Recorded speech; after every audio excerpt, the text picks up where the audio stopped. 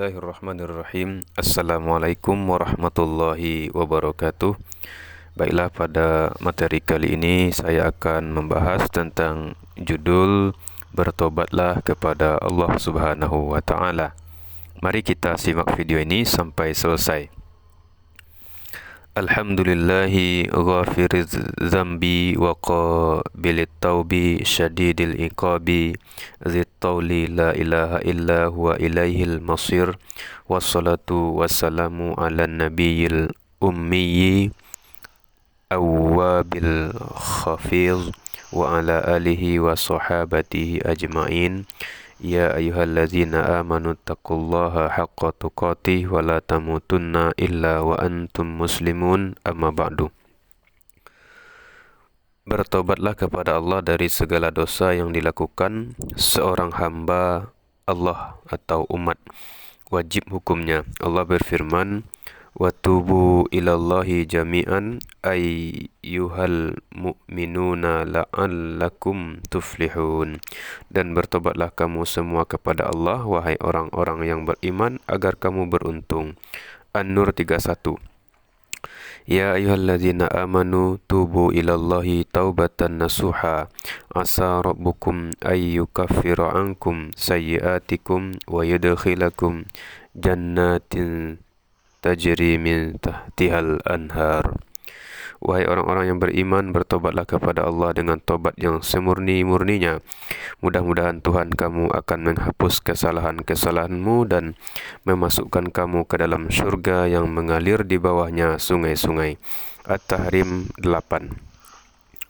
Juga berdasarkan sabda Rasulullah, wahai manusia, bertobatlah kepada Allah dan mintalah ampunan kepadanya, karena sesungguhnya aku bertobat dalam sehari sebanyak 100 kali. Hadis riwayat Muslim. Abu Hurairah meriwayatkan dari beliau, ia berkata, aku mendengar Rasulullah SAW bersabda, demi Allah, sesungguhnya aku memohon ampunan kepada Allah dan bertobat kepadanya dalam sehari lebih dari 70 kali. Hadis riwayat Al-Bukhari. Jika Rasulullah bertobat dan memohon ampunan lebih dari 70 kali sehari, lantas bagaimana dengan kita yang banyak salah dan dosa? Seharusnya kita memohon ampunan kepada Allah dan bertobat kepadanya sebanyak ratusan kali. Apakah kita sudah melakukannya? Jika kita tidak bertobat dengan memohon ampunan sebanyak itu, maka kita harus bertobat ketika melakukan dosa baik kecil ataupun besar. Inilah kewajiban yang ditekankan sebagai wujud ketaatan kepada Allah. Tobat yang murni adalah ketika seseorang tidak mengulangi lagi dosa yang sudah ia tobati, seperti halnya susu tidak kembali lagi ke kantong susu setelah diperah. Hakikat tobat adalah meninggalkan dosa yang telah dilakukan disertai tekad untuk tidak lagi mengulangi dosa tersebut dan menyesali karena telah melakukannya, serta memohon ampunan kepada Allah setiap kali teringat memori kelam tersebut. Ini untuk tobat antara seorang hamba dengan Allah, misalkan meninggalkan suatu kewajiban atau melakukan suatu perbuatan yang diharamkan. Sementara untuk dosa berkaitan dengan sesama hamba, misalkan mencela, mencaci maki atau menggunjingnya, si pelaku harus meminta maaf. Jika ia mengambil harta atau menyakiti orang lain secara fisik, ia harus mengembalikan harta tersebut dan memberikan kesempatan kepada korban untuk menuntut balas, kecuali jika pihak yang dizalimi memaafkan dan memberikan ampunan, sehingga ia mengalah untuk tidak mendapatkan haknya demi ridha kepada Allah Ta'ala. Saat itu tobat sah dan diterima insyaAllah. Darah, harta, dan kehormatan kaum muslimin haram bagi kita. Maka dari itu, siapa menyakiti seorang muslim secara fisik, misalkan memukul, melukai, menyakiti secara harta, dan menyakiti kehormatannya, ia harus bertobat dengan tobat yang tulus dan murni.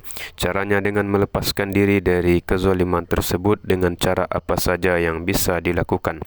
Jika tidak melepaskan diri dari kezaliman yang ia lakukan, kelak ia akan menyesal di saat penyesalan tidak membawa guna. Dengarkanlah Rasulullah SAW bersabda, barang siapa memiliki tanggungan milik saudaranya berupa kehormatan atau yang lain, hendaklah ia melepaskan diri darinya pada hari itu sebelum tibanya hari tidak ada dinar ataupun dirham. Jika ia memiliki amal solehnya diambil sesuai kadar tanggungannya, dan jika ia tidak memiliki kebaikan-kebaikan, kesalahan-kesalahan temannya yang ia zolimi diambil, lalu dibebankan kepadanya. Hadis riwayat Al-Bukhari. Ketika kebaikan-kebaikan orang yang berbuat zalim kepada orang lain habis, maka keburukan-keburukan orang yang ia sakiti dilemparkan kepadanya. Selanjutnya ia dilemparkan ke neraka, seperti disebutkan dalam riwayat Muslim yang di dalamnya disebutkan, jika kebaikan-kebaikannya habis sebelum tanggungannya selesai, sebagian kesalahan-kesalahan mereka diambil lalu dilemparkan kepadanya. Kemudian ia dilemparkan ke neraka. Hadis riwayat Muslim. Maka dari itu, marilah kita bertakwa kepada Allah dan jangan sampai kita menzalimi satu sama lain. Kita harus saling tolong-menolong yang merupakan kewajiban bagi kita. Allah berfirman, وَلَا تَعَوَنُوا عَلَى الْإِثْمِ وَالْعُدْوَانِ وَاتَّقُوا اللَّهَ إِنَّ اللَّهَ شَدِيدُ الْعِقَابِ. Dan janganlah kalian tolong-menolong dalam berbuat dosa dan permusuhan. Bertakwalah kepada Allah, sungguh Allah sangat berat siksaannya. Al-Maidah ayat 2. Tolong-menolong tidak akan terwujud di antara kita jika tidak saling mencintai satu sama lain. Mungkinkah seseorang akan menyakiti orang yang ia cintai terkait harga diri, harta ataupun fisiknya? Jawabannya tentu tidak. Karena itulah Allah mengharamkan kita menggunjing. Allah berfirman, dan janganlah ada di antara kamu yang menggunjing sebagian yang lain. Al-Hujurat ayat 12. Allah mengharamkan kita menghina satu sama lain. Allah berfirman, wahai orang-orang yang beriman, janganlah suatu kaum mengolok-olok kaum yang lain, karena boleh jadi mereka yang diperolok-olokkan lebih baik dari mereka yang mengolok-olok. Dan jangan pula perempuan-perempuan mengolok-olok perempuan yang lainnya, karena boleh jadi perempuan yang diperolok-olokkan lebih baik dari perempuan yang mengolok-olok. Janganlah kamu saling mencela satu sama lain, dan janganlah saling memanggil dengan gelar-gelar yang buruk. Seburuk-buruk panggilan adalah panggilan yang buruk, fasik setelah beriman, dan barang siapa tidak bertobat, maka mereka itulah orang-orang yang zalim. Al-Hujurat ayat 11. Allah mengharamkan kita memakan harta di antara sesama kita secara batil, karena setiap harta yang dimakan seseorang tanpa kerelaan hati pemiliknya, harta tersebut haram hukumnya. Allah juga mengharamkan kita saling menyakiti secara mutlak, baik dengan cara memukul, mencela, mencaci maki ataupun berdusta.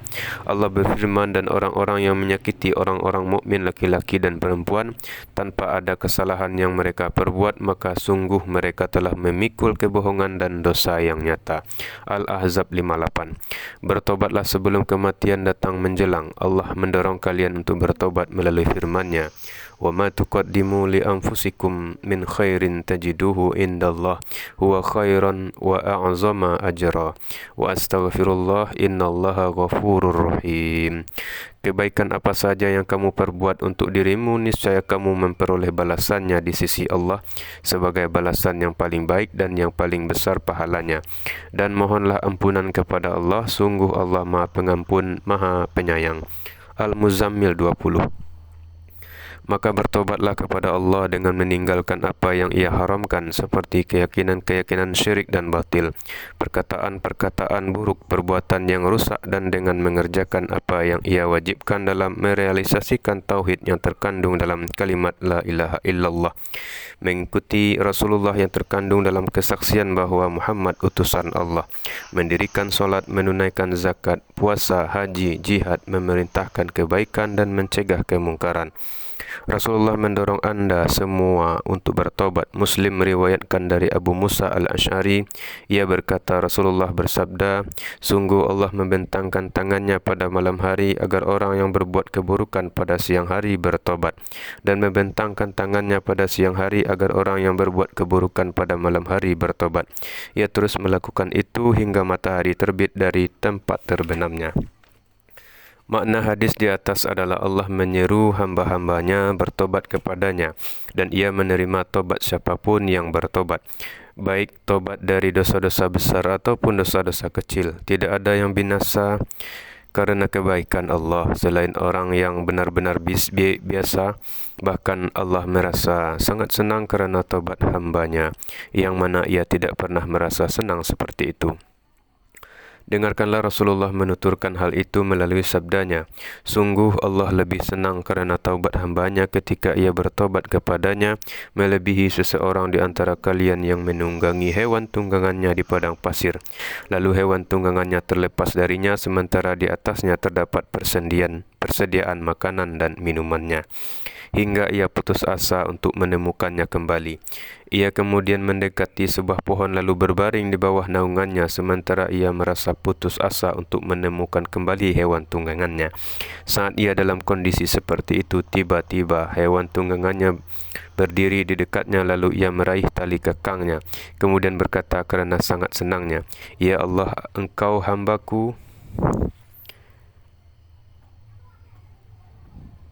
dan aku Rabbmu." Ia keliru karena sangat senangnya. Inilah yang disampaikan tentang Rabbnya. Di dalam surah Az-Zumar ayat 53 Allah berfirman, "Qul ya ibadiyallazina asyrafu ala anfusihim la taqnatu min rahmatillah innallaha yaghfiruz dzunuba jami'a innahu huwal ghafurur rahim." Katakanlah, wahai hamba-hambaku yang melampaui batas terhadap diri mereka sendiri, janganlah kamu berputus asa dari rahmat Allah. Sesungguhnya Allah mengampuni dosa-dosa semuanya. Sungguh dialah yang maha pengampun, maha penyayang. Az-Zumar 53. Maksudnya tidak ada dosa meski sebesar apapun yang tidak dapat diampuni Allah bagi orang yang bertobat dengan murni, baik berupa dosa kafir, syirik ataupun membunuh. Barakallahu li wa lakum fil Qur'anil Karim wa nafa'ani wa iyyakum bima fihi minal ayati wa dzikril hakim. Aqulu qawli hadza wa astaghfirullah li wa lakum wa lisairil muslimin wa huwal ghafurur rahim. Alhamdulillahi tawwabir rahim zil ihsani wal in'ami ahmaduhu subhanahu wa ashkuruhu wa usni alaihil khaira kullahu wa huwa ahlut taqwa wa ahlul maghfirati wa sallallahu wa sallama ala abdihi wa rusulihi Muhammadin wa ala alihi wa sahbihi. Amma ba'du, dosa pertama yang dilakukan manusia adalah memakan pohon yang dilarang Allah untuk dimakan. Faktor pendorong terjadinya dosa ini adalah bisikan dan tipuan syaitan. Maka waspadalah terhadap tipuan dan bisikan syaitan. Dan waspadalah terhadap kaum wanita karena Hawa membujuk Adam untuk melakukan sesuatu yang berat baginya untuk ia lakukan kerana berdosa. Hingga akhirnya Adam melakukannya juga. Rasulullah jauh-jauh hari telah mengingatkan apa yang khatib ingatkan kepada kalian. Kala beliau bersabda, takutlah akan dunia dan takutlah akan wanita, karena fitnah itu ada pada wanita. Taubat Adam dan istrinya adalah dengan membaca kalimat-kalimat yang ia terima dari Rabb-Nya, yaitu firman-Nya, "Ya Tuhan kami, kami telah menzalimi diri kami sendiri. Jika Engkau tidak mengampuni kami dan memberi rahmat kepada kami, niscaya kami termasuk orang-orang yang rugi." Al-A'raf 23. Allah berfirman, kemudian Adam menerima beberapa kalimat dari Tuhannya, lalu dia pun menerima taubatnya. Sungguh Allah Maha Penerima Taubat, Maha Penyayang. Al-Baqarah 37.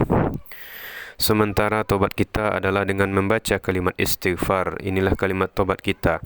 Karena ketika seseorang membaca astaghfirullah, berarti ia mengakui kesalahan dan memohon ampunan kepada Allah atas kesalahan yang telah ia lakukan.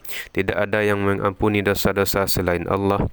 Taubat itu ada batas waktunya, yaitu nyawa orang yang memohon ampunan tidak sampai ke tenggorokan dan sebelum matahari terbit dari tempat terbenamnya. Berdasarkan sabda Rasulullah, sungguh Allah menerima taubat seorang hamba selama nyawanya tidak sampai tenggorokan. Hadis riwayat At-Tirmizi. Dan sabdanya, siapa bertobat sebelum matahari terbit dari tempat terbenamnya, Allah menerima tobatnya. Hadis riwayat Muslim. Waspadalah, jangan sampai melakukan kemaksiatan dengan sengaja ataupun menyepelekannya dan menentang Allah dengan melakukannya. Allah berfirman, innamat taubatu 'alallahi lillazina ya'maluna as-su'a bijahalatin summa yatubuna min qaribim faulaika yatubullahu 'alaihim wa kanallahu 'aliman hakima. Sesungguhnya bertobat kepada Allah itu hanya pantas bagi mereka yang melakukan kejahatan kerana tidak mengerti, kemudian segera bertobat. Taubat mereka itulah yang diterima Allah. Allah Maha Mengetahui, Maha Bijaksana. An-Nisa ayat 17.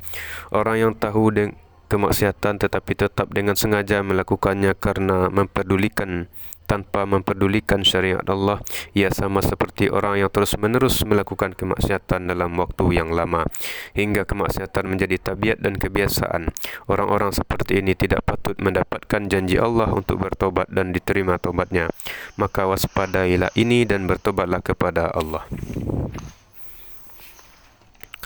Allahumma salli wa sallim wa barik ala nabiyyika Muhammadin warda an alihi wa sahabatihi ajma'in waghfir lil mu'minina wal mu'minatil ahya'i minhum wal amwati warhamhum ajma'in wa waffiqi Allahumma wahdi imamana wa wulata umurina wansur bihim dinaka wa ibadakal mu'minin. Allahumma ighfir lil mu'minina wal mu'minat wal muslimina wal muslimat al ahya minhum wal amwat innaka sami'un qaribun mujibud du'a. Rabbana ighfir lana wa li ikhwanina alladhina sabaquna bil iman wa la taj'al fi qulubina ghillan lil ladzina amanu rabbana innaka ra'ufur rahim. Rabbana atina fid dunya hasanah wa fil akhirati hasanah wa qina azabannar. Subhana rabbika rabbil izzati amma yasifun wa salamun alal mursalin walhamdulillahi rabbil alamin.